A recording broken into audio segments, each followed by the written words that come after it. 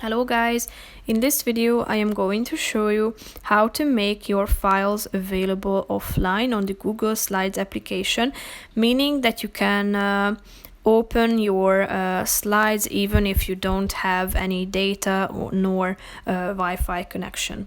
But first I just want to mention, don't forget to subscribe to my channel, because at 10,000 subscribers I am going to show you my whole YouTube revenue statistics and growth strategy, how to make money online. So let's jump into it. First of all, open the app on your phone. Now tap on that one document that you would like to work with or like to make it available offline, so click on it. And then you should tap on the three dots icon in the upper right corner of the screen.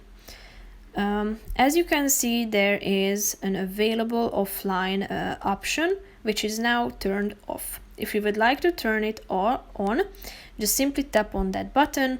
Thereby, as you can see, this file is now available offline. You can choose this or change this anytime by tapping on the same button, thereby making it restricted to concerning its access. So that's pretty much it for this video. I hope you found it helpful. If you did, consider subscribing, and see you in the next video. Bye bye.